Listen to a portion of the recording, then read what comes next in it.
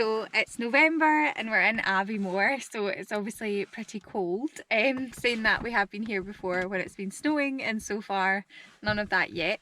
But we have made a slight improvement to the van since last time you'll have seen it. Ryan, would you like to tell us? A little nozzle sticking out A really inconspicuous tube there. We hope to get it fixed onto the wall a bit more, so it's a bit more kind of It's very much still in the works, yeah. It is. It was quite a big job. I was planning on filming it for another episode, but to be honest with you, it would have been the most stressful video I've ever filmed because it was an absolute nightmare trying to get this diesel heater that we'll show you in the morning because it's a bit dark just now. Spoiler alert. What? Didn't say what it was. It's a diesel heater. So yeah, we really needed one so that we could use the van more in the winter, because otherwise your body's warm in a sleeping bag, but you don't want to get out of it in the morning, so we needed some heat. And some might think, oh, you could just turn on the engine and put on the air from there, the warm air, but we did that last year. Doug's got a few if anyone in his old age. If anyone that's watching this knows, so what happens is the wee slider that adjusts the fan speed, it was sitting kind of off kilter one day a couple of months ago, so I pulled it off to like readjust it, and as I did that I would put it back on, and now the fan just doesn't seem to be working at all. It works when you get up to speed and the air blows through the engine, and that's all fine, and then you can get a warm heat on the motorway, but apart from that I don't know what I've done wrong. So sometimes it randomly comes on and it blows dramatically. Very rarely it will randomly come on and blow. I think I might have burst a fuse or something, but if anyone out there watches this and happens to know anything about these 2005 Citroen Dispatches or any similar van, please let us know what the fix might be. But for now, when we're not driving, we can use a diesel heater. So we're about to start it up for the first time. Heather's going to do the honours of that, and we're going to give it a go because I think it's quite loud when it first starts, but then it'll quieten down and we'll just have a nice wee heat for us. Yes, so we're basically, I don't think we can show you just now, but it's just under here, under the bed, just where our little garage compartment was from where the back door opens. Not the back door, sorry, the side door. Yeah. So it's tucked away nicely, no diesel in sight. No.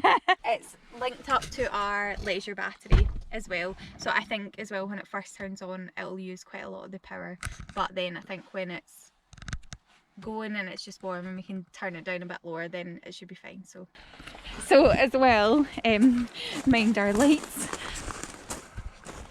You'll probably not be able to see anything, but so this is what the back looks like. You really can't see. Can you pass me a light?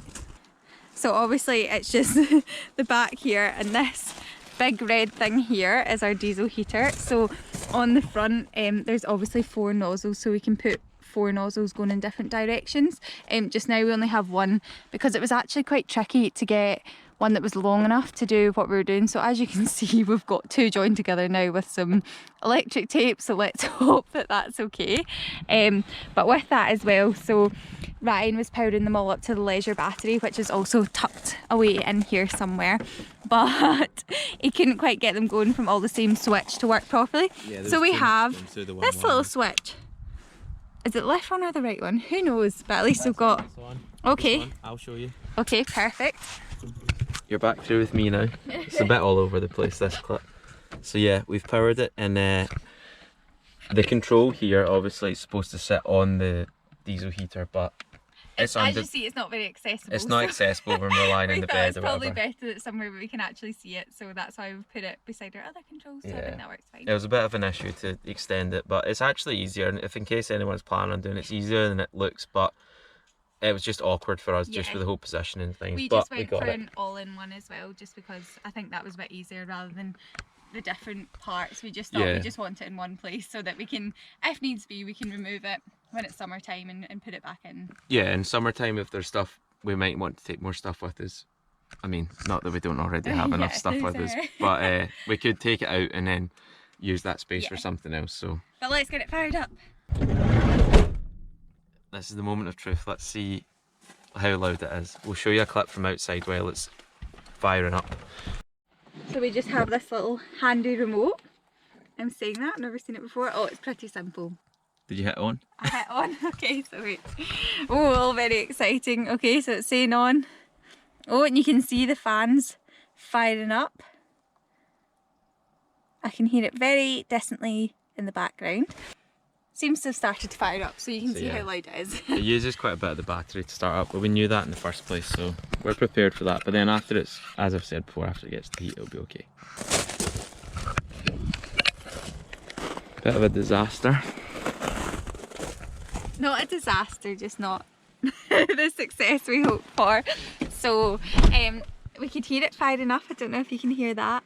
And so it was all going well, but then this little error message started to show. It's a battery error. But yeah, so it seems to be a battery, but as you can see, we've still got a lot of battery power left.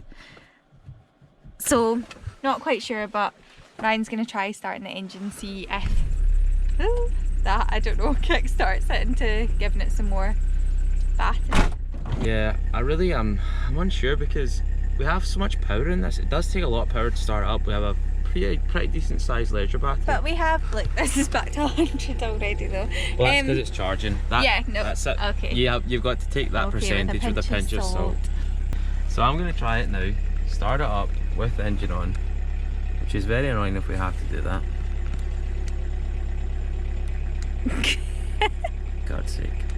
We're having an absolute night. This is not a tutorial, by the way. Just go off so I can turn you back. I know, so Ryan had a very stressful day trying to get it in, trying to get it to fit somewhere that was quite discreet. So I think he's just very stressed that it's not quite working how we imagined. So just to clarify, we did test this in the car park and it was working. And we tested it, my parents' house had it in the driveway, Yeah, sitting in that's it, and it was roasting. I could use that blower as a hairdryer, it was so warm. And it says 100, come on, work. Right, on, right. Right, or reset, right? If it doesn't work now, we're going to be cold today. It's okay, we're not cold yet. So, we'll see what happens and I'm sure we'll keep you updated. This is very promising. Oh, very promising now. Oh, can you hear it? Oh. I bloody hope you can hear that. I mean, it's not steaming up the lens yet, but it's not warm yet, but there's definitely something happening. So that's an improvement. Oh, we've got some green bars. We've got green bars. Okay, a lot more excited Ryan now. 22. 22? Do you not? Bloody hell. This is an insight when it's like to live with Heather. If you put the heating on, she's like, yeah, I want it to be like I'm living in Florida when it's Scotland in the winter. Oh, it's warm. And then I end up it's roasting. Warm. It's already? Well, it's not roasting, but it's warm. Yeah?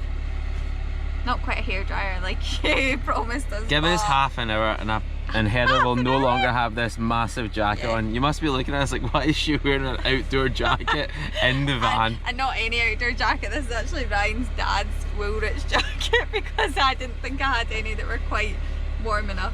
At least it's very cozy. We need to come up with a fix for this because... Sorry to interrupt, but look, we're on the yellows now as well, which means we're pretty much... No, we're in the red. Which is a good sign. Yeah, and the red doesn't usually sound good. You would usually think the red's a bad thing, but with this it means...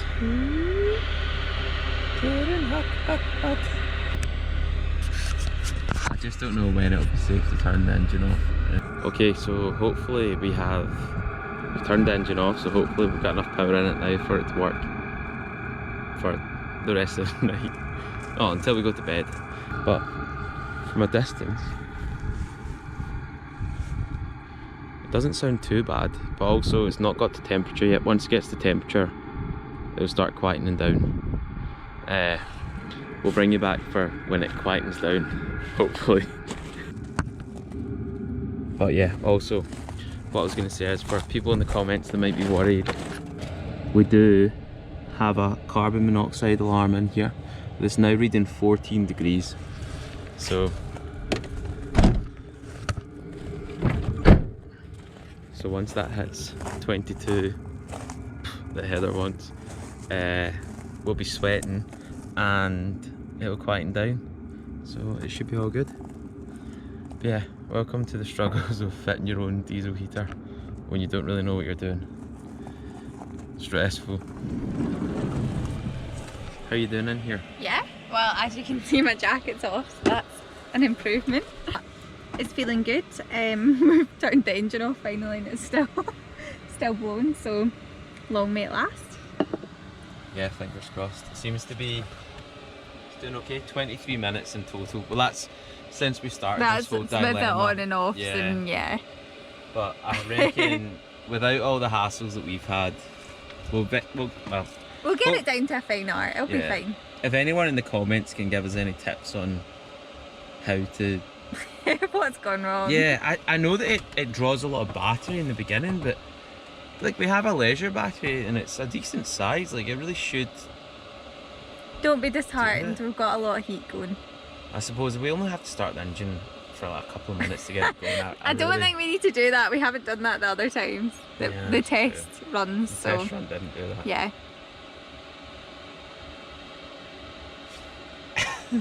Short while later, I've actually had to turn down the temperature even further because I needed it to go off because it's actually too warm and stuffy now. Ryan's even taken Yeah, off I've his taken jumper. my jumper off. I mean, I wish I was wearing shorts now. I feel like I'm in a tropical paradise. So Heather's got no jacket, I've got no jumper. I would say slight success, as Yeah. in that it's worked, but the only disaster It's just getting to this point. is getting it But started. yeah, I It's- don't know if you can still hear it, but so it just maintains the heat by keeping on ever so Yeah. slightly after that. So I think, what did you end up putting it down to, like 14 or something? Well, that's yeah. what the carbon monoxide alarm was reading 14 degrees in here. So this is from the loudest point. So I mean, there's definitely a noise, but it's not too bad, especially we're in a campsite. There's some neighbours in the distance there, but nobody too close, so I don't think that would annoy anyone too much. So hopefully not anyway. I'm sure they'd soon let us know. But so that's if we were just to kind of maintain the heat, that's the noise that it would be at. So I think that's reasonable to kind of put on to later in the night, as long as we get it to this point of heat earlier on, and then it means we can just maintain it into Yeah. our later And it shouldn't nights. use too much diesel. Yeah, So we should just be able to keep this on, have a nice warm van. sounds And then good when to our me. friends come camping with us in the winter, they'll all want crowded in here. So Exactly. We can fit a few you're people more in than here welcome. though. Yeah, there's plenty of space. I mean, maybe not in the front. Not in the front, but we'll all have to squeeze in the back here. exactly. Even cozier. Yes, it'll be too warm.